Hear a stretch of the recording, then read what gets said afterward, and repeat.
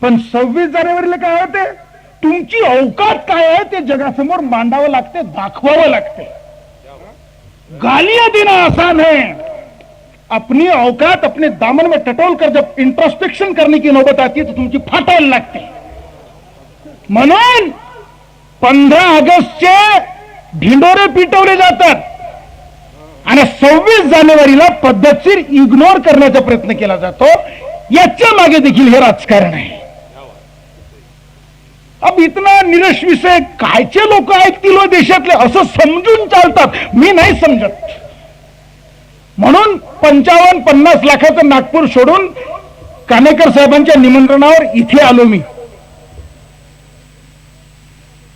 भारतीय संविधान क्या है, आता ते म्हणतात मला पार्श्वभूमी मांडा. काय पार्श्वभूमी मांडा, काय कसं संविधान कसं समजून सांगायचं मलाच नाही समजत. आणि काय झालं 58 वर्षामध्ये आणि कुठून कुठे गेलो आपण. मला एक छोटी सी कहानी आठवते. कैसा हो गया, एक थोड़ा सा पढ़ा लिखा आदमी था, एबीसीडी का नॉलेज आता था बेचारे को, तो वो छोटे मोटे शहर में रहता था. एक बार किसी काम से बंबई जैसे शहर में गया. अब गया वो, अब जिंदगी में पहली दफा वो शहर में गया और एक बहुत बड़ी बिल्डिंग थी, 34-35 मंजिला इमारत. उसके सामने जाकर उसने कभी देखा नहीं था. तो वो खड़ा हो गया. अब वो अकेला खड़ा था, सामने लिफ्ट थी. अब उसको मालूम नहीं लिफ्ट क्या चीज होती है. आता त्याच्या समोर एक म्हातारी बाई, कानेकर साहेब, हाँ, एक म्हातारी बाई आली, बटन दाबली आणि त्या लिफ्ट मध्ये गेली आणि ती वर गेली. आता ह्या माणसानं कधी लिफ्ट पाहिलीच नव्हती. आता ह्याला वाटलं साला काय झालं बाई, बाई कुठं गायब झाली. आणि 5-10 मिनिटाच्या नंतर उसी लिफ्ट में ऊपर से जब वो लिफ्ट नीचे आई तो एक सुंदर युवती 20 साल की सज धज कर नट खट कर उस लिफ्ट में से नीचे आई और उतरी. ह्याला वाटलं साले हे तो लय चमत्कारिक मशीन आहे. तो आपल्या गावला गेला सांगत, अबे मैंने 80 मशीन है, अबे 5 मिनट में बुड्ढी जवान हो जाती बोले. आणि तो आपल्या बायकोला घेऊन चल ना म्हणे तुला त्या मशीन मध्ये टाकतो. भारताच्या संविधानाचं असं झालं राजे. ह्या 2 कवडीच्या, आता काय बोलावं शब्द, संविधानाचा विषय ठेवला कानेकर साहेबांनी, बोलायला लावून राहिले. आता वस्तुस्थिती इतकी भयानक आहे की कुठले शब्द आणावे काय बोलावं हे समझत नहीं. भारत के संविधान को कोई बोलता है ये ब्रिटिशों की नकल है, ये अमेरिका की कार्बन कॉपी है, ये दूसरों का उधार है. वो आधी चड्डी वाले बोलते हैं यहाँ की ईट और वहां का रोला अभानामतीने कुणबा जोडा हे कायचं संविधान आहे म्हणे. ह्याच्यामध्ये आमच्या वेदाचं काहीच नाही, आमच्या मनुस्मृतीचं काहीच नाही, आमच्या रामायणाचं काहीच नाही, आमच्या महाभारताचं काहीच नाही. हे कायचं बोलक्याचं संविधान आहे म्हणे. और वो 58 साल से सर पर काली टोपी पहनकर लड़ रहे. उनके काले टोपी का मीनिंग है ज्या दिवशी भारताचं संविधान लागू झालं त्या तारखेपासून या देशातले काळी टोपी घालणारे अर्ध्या चड्डीवाले लोक स्वतःला पारतंत्र्यात आहो म्हणून निषेधाची काळी टोपी घालतात. ती निषेधाची काळी टोपी आहे. हे त्यांच्या अंतस्थ गोटातल्या गोष्टी तुम्हाला सांगतो. आणि म्हणून 18 महिन्याची सत्ता हातात आल्याबरोबर त्यांनी आपला असली चेहरा दाखवला. भारत का संविधान बदलने की बात उन्होंने की, कॉन्स्टिट्यूशन में से रिजर्वेशंस की प्रोविजंस को स्क्रैप करने की कोशिश की. 18 माह की सरकार गिर जाने के बाद जब लाल कृष्ण आडवाणी को पूछा गया कि आप भारत के संविधान को क्यों बदलना चाहते थे, पत्रकारों को आडवाणी ने बताया हमारा उद्देश्य सिर्फ इंडियन कॉन्स्टिट्यूशन से रिजर्वेशन को स्क्रैप आउट करने का था, बाकी कुछ नहीं था. और क्या हुआ, 1997 में उनके हाथ में पूरी सत्ता आने के बाद इंडियन कॉन्स्टिट्यूशन का रिव्यू करने के लिए उन्होंने समिति बिठा ली. 11 लोगों की समिति थी, उसका जो अध्यक्ष था उसने इस्तीफा दे दिया। उसको लगा कि कल चमड़ियां उधड़ जाएंगी सड़कों पर, संविधान के साथ छेड़छाड़ करेंगे। तो वो 11 लोगों में से 8 लोग बाकी रह गए, 3 लोग खसक गए। 2-2.5 साल तक मशक्कत चली और 2.5 साल के बाद में उन्हीं के रेजिम में जिन्होंने संविधान को बदलने के लिए समिति का गठन किया था, उन्हीं के रेजिम में 20 मार्च 1999 को संविधान बदलने के ऊपर में वो रिपोर्ट पार्लियामेंट के सामने आया। 1977 पेजेस का वो रिपोर्ट था, भारी भड़कम, उन्हीं के लोगों के द्वारा। 1977 पेजेस के उस कॉन्स्टिट्यूशन को बदलने के रिपोर्ट के अंदर में घटना तज्ञों ने यह लिखा कि भारत के 395 कलमों में से कॉन्स्टिट्यूशन के एक भी कलम बदलने की जरूरत नहीं है। उस समिति ने अपनी रिपोर्ट में यह लिखा कि कॉन्स्टिट्यूशन के जो शेड्यूल है 8, 9, उनमें से भी किसी को बदलने की जरूरत नहीं है। उस संविधान बदलने की समिति ने अपनी रिपोर्ट में यह भी लिखा कि जरूरत इस बात की है कि भारत के संविधान के हर कलम को अमल में कैसे लाया जाए, अमली जामा कैसे पहनाया जाए, इसके लिए कोशिश करने की आवश्यकता है, न कि कॉन्स्टिट्यूशन को बदलने की। ज्या दिवशी हा रिपोर्ट पार्लमेंटच्या पटलावर आला त्या दिवशीच संविधान बदलने वालों के मुंह पर 10 जूते पड़ गए। 2.5 साल तक मेहनत की थी उन लोगों ने, और जब रिपोर्ट सामने आया, उन्हीं के लोगों ने दिया था रिपोर्ट को दबा दिया गया। 20 मार्च 1999 के बाद कभी भी संविधान बदलने की बात तो दूर, उस रिपोर्ट का क्या हुआ उसके ऊपर आज तक पार्लियामेंट में कभी बहस नहीं हुई है। मैं चाहता हूं बहस होनी चाहिए। अगर आमदार साहब यहां पर होते तो मैं उनको 2 बातें बताने वाला था कि 20 मार्च 1999 को जो रिपोर्ट पार्लियामेंट के अंदर कॉन्स्टिट्यूशन रिव्यू कमेटी ने जो पेश किया है वो नेशनल डिबेट का मुद्दा बनना चाहिए, तब बातें निकल करके सामने आएगी। दूसरी बात मैं उनको यह भी बताने वाला था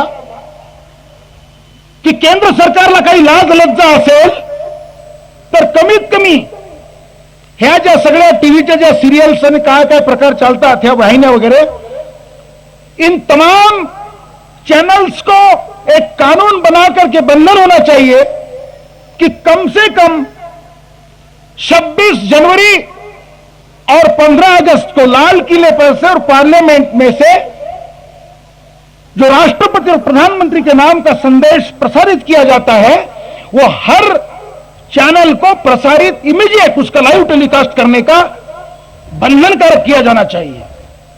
और जो चैनल ये काम नहीं करती है उसका लाइसेंस हमेशा के लिए भारत से एंटी नेशनल करके उसको घोषित करके रद्द कर दिया जाना चाहिए। अब सवाल ये है, कानेकर साहब ने बताया मुझको, मैंने पाशा साहब से पहले ही कहा कि थोड़ी मेरे आगे की बात वो रखेंगे, क्योंकि उस विषय पर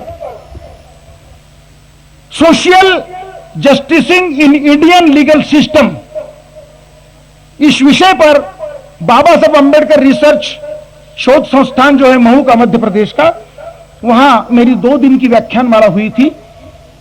पूरे भारत से करीब करीब 300 पीएचडी होल्डर्स, अलग अलग यूनिवर्सिटीज के, कोई vice chancellor, registrar, assistant registrar, principal, प्राध्यापक, रिसर्च स्कॉलर, ऐसे प्रकार के लोग वहां पर थे और वो 2 दिन की व्याख्यानमाला थी।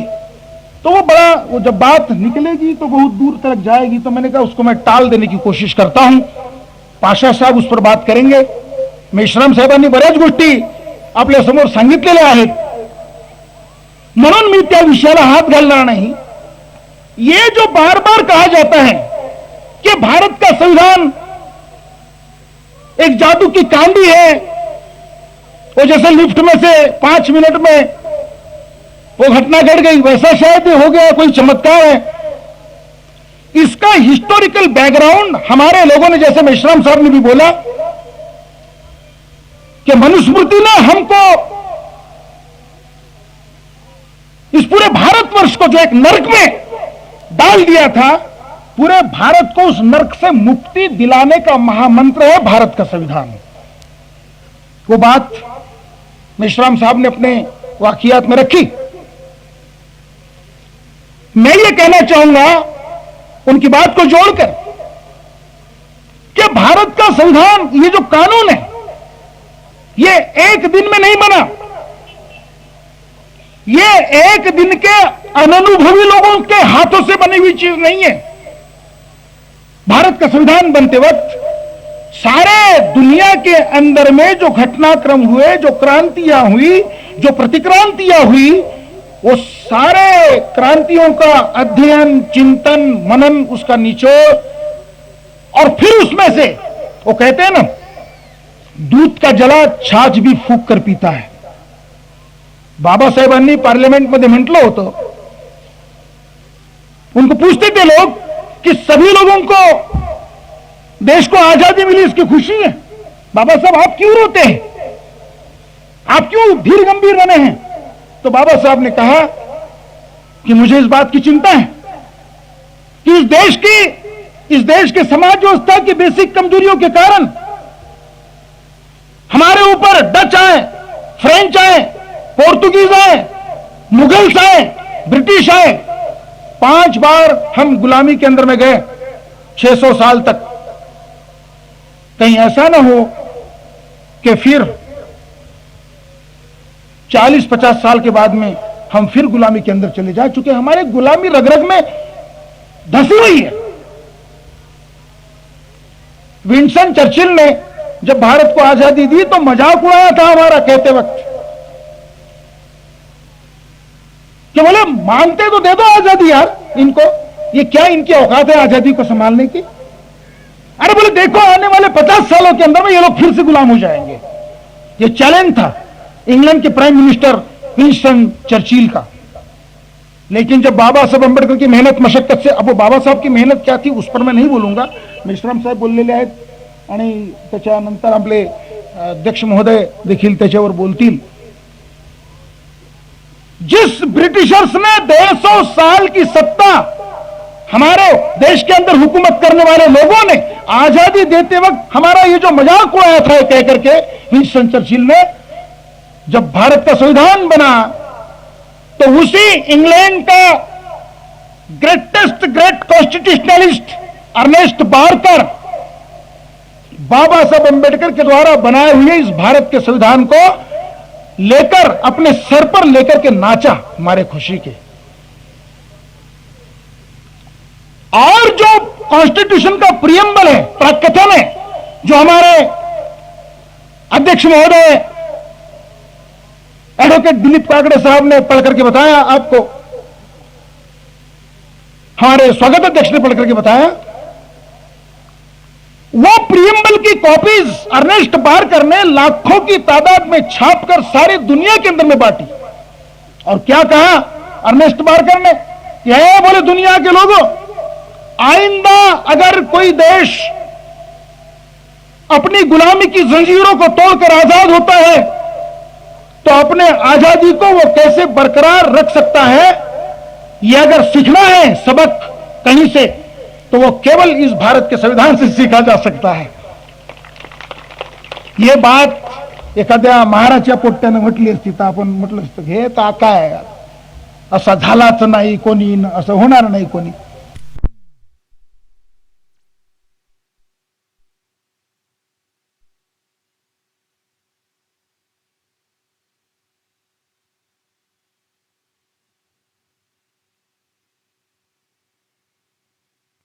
लेकिन इंग्लैंड का कॉन्स्टिट्यूशनलिस्ट अर्नेस्ट बारकर सारे दुनिया के विद्वानों को कहता है कि अपनी आजादी को बरकरार बनाए रखने के लिए अगर कोई अत्याधुनिक और आदर्शतम कानून अगर कोई हो सकता है जिसकी नकल की जा सकती है वो भारत का संविधान है। तो इससे बड़ा सर्टिफिकेट और कौन दे सकता है दोस्तों। यह भारत का संविधान जो बना, और हमारे संविधान निर्माताओं के सामने जो घटनाक्रम थे जिसके चलते हुए यह सारा संविधान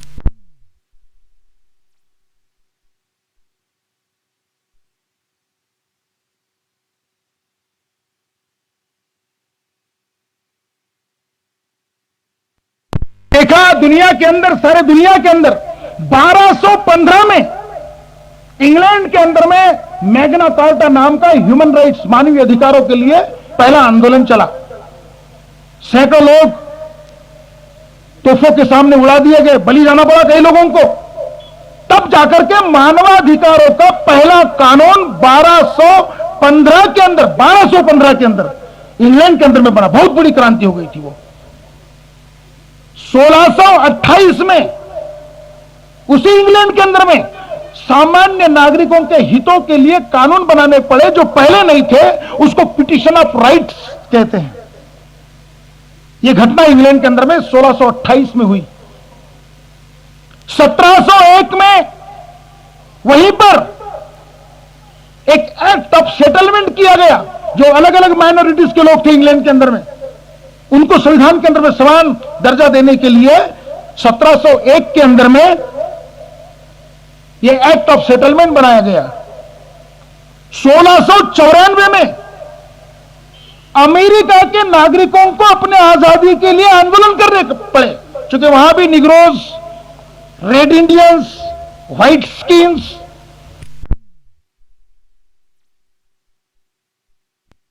वहां भी 20% सफेद चमड़ी के लोगों का 80% निग्रोज और रेड इंडियंस लोगों के ऊपर में साम्राज्य था। अमेरिका के एबोरिजिनल्स वहां के रेड इंडियंस हैं, जिनकी चमड़ी भारत के लोगों के साथ मिलती जुलती मेल खाती है।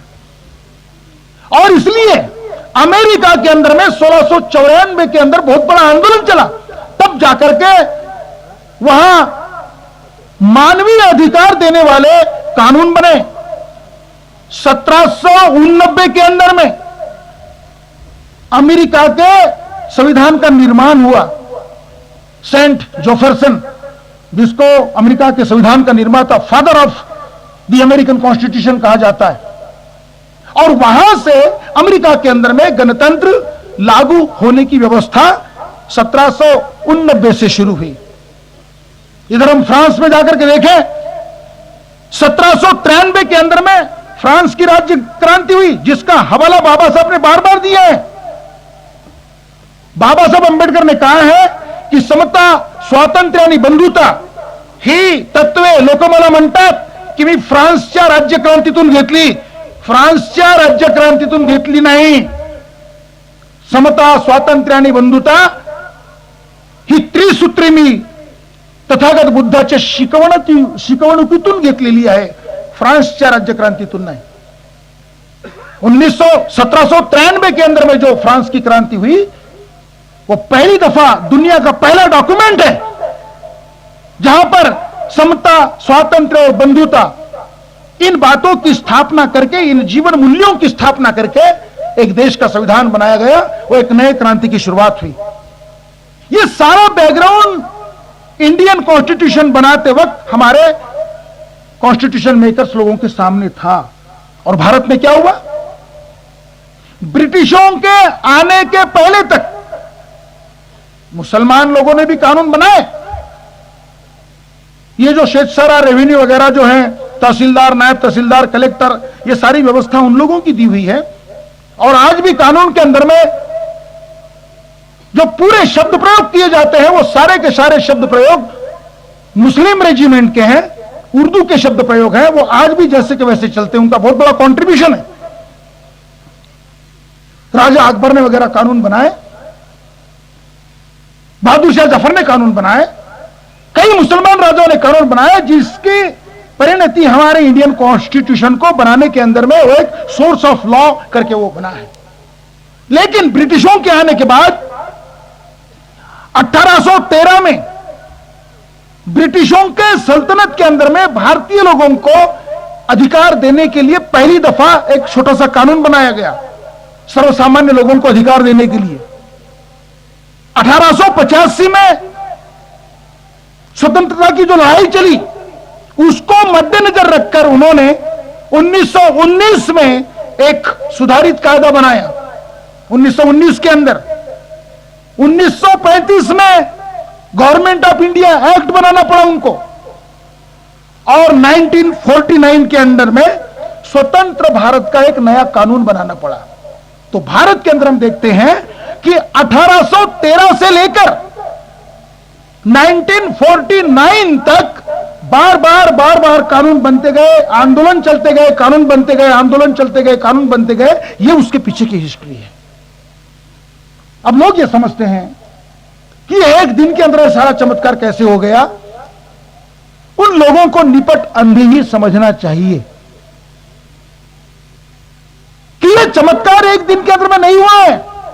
सारे दुनिया का और भारत के पूरे राजनीतिक, सामाजिक, सांस्कृतिक उथल पुथल का पूरा अध्ययनशील निचोड़ निकालने के बाद यह भारत का संविधान बना।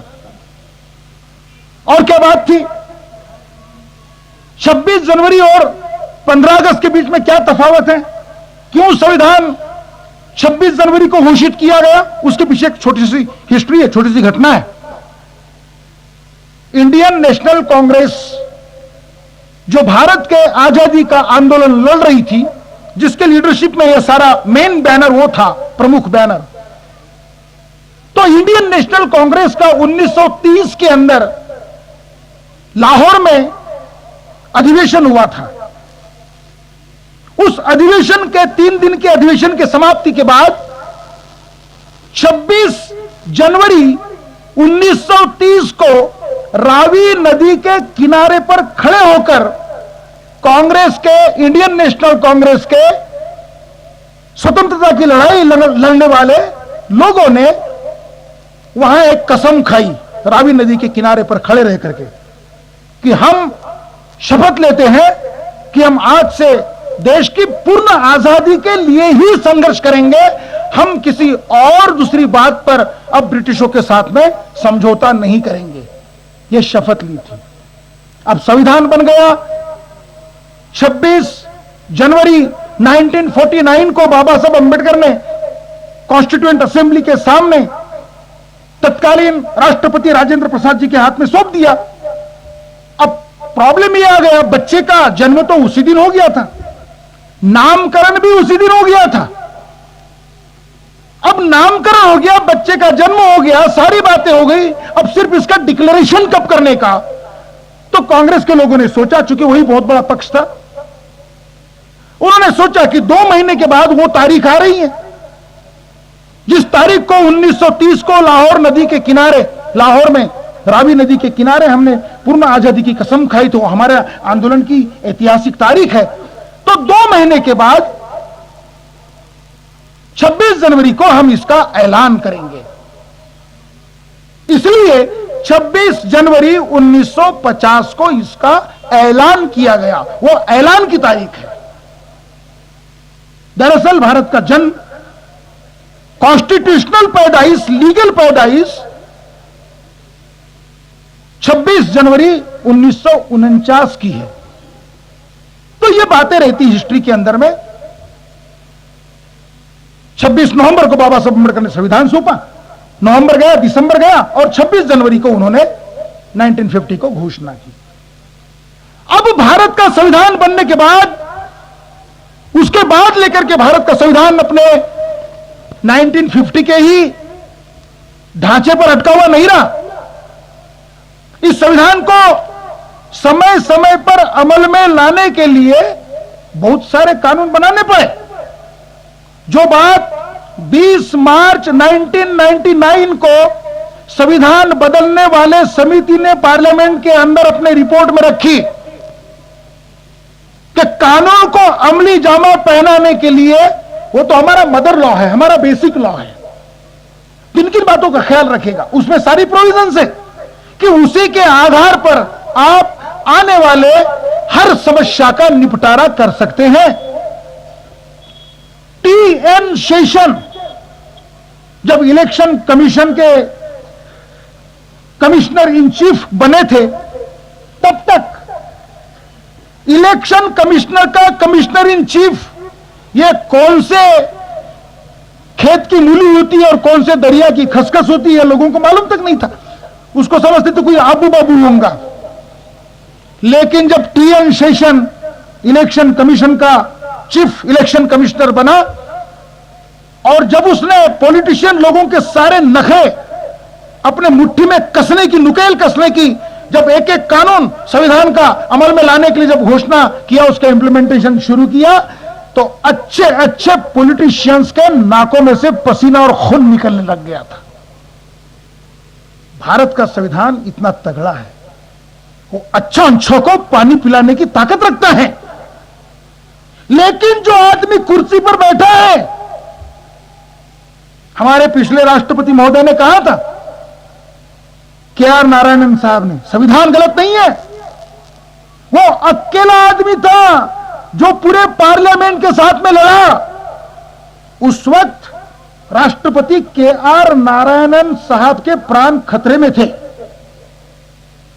जिन खतरों से भारत का संविधान बचाने के लिए के.आर. नारायणन को लड़ना पड़ा, 545 पार्लियामेंट्रियंस की बोलती बंद करने की ताकत वो अकेला आदमी रखता था। मुझे तो लगता है कि जो जिद्दोजहद पार्लियामेंट के अंदर में हुई ना राष्ट्रपति जी के साथ, अगर वो नहीं हुई होती, उस संघर्ष में से अगर उनको नहीं गुजरना पड़ा होता, तो शायद वो और ज्यादा समय तक जिंदा रह सकते थे। वो सारा इतिहास हिस्ट्री के रूप में सामने आना चाहिए साहब। बहुत टर्निंग पॉइंट है, बड़ा क्रूशियल पॉइंट है हमारे डेमोक्रेसी का। ये मैं इसलिए कह रहा हूं, मेरी मान्यता है कि मैं अगर बाबा साहब अंबेडकर को भारत के संविधान का शिल्पकार समझता हूं, तो मैं राष्ट्रपति के.आर. नारायणन को भारत के संविधान का संरक्षक कहता हूं, सेवियर कहता हूं। इतना बड़ा ट्रेमेंडस काम मैंने तो जाहिर भाषण में बोलता था। मैं टीवी के सामने, तुम्हारे वो कौन है, अटल बिहारी वाजपेयी, अभी उनको साहब को नाम जरा दूसरा मालूम नहीं है, शायद है उनको मालूम। मैंने चैलेंज किया था कि जो लोग संविधान को बदलने की बात करते हैं, उनके प्रधानमंत्री अटल बिहारी वाजपेयी को और राष्ट्रपति के.आर. नारायणन साहब को टीवी के सामने लाओ, दोनों का जाहिर डिबेट हो जाने दो और किसकी कितनी औकात है ये दुनिया के लोगों को मालूम हो जाने दो। लेकिन उनके अंदर में ताकत नहीं थी दोस्तों, लोहा लेने की। राष्ट्रपति के.आर. नारायणन के साथ में लोहा लेने की उनकी ताकत नहीं थी। अरे उनकी बात छोड़ दो, बीसी कांबळे साहब के साथ में लोहा लेने की ताकत नहीं थी, जिन्होंने बाबा साहब अंबेडकर का संविधान निर्मिति का एक छोटा सा बहुत बड़ा सुंदर किताब लिखा था बीसी कांबळे साहब ने। उनके साथ डिबेट करने की इस देश के किसी पार्लियामेंट्रियन के अंदर में ताकत नहीं थी जो संविधान को बदलने की बात करते थे। इसलिए वो कतराते थे, डिबेट से कतराते थे।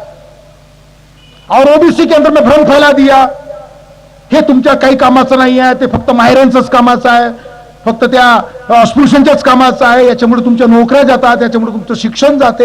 ये सारी बातें अफवाहें फैलाकर भारत के संविधान को बदलने की कोशिश उन लोगों ने की। लेकिन एक कभी कभी दुर्घटना भी सौभाग्य में बदल जाती है।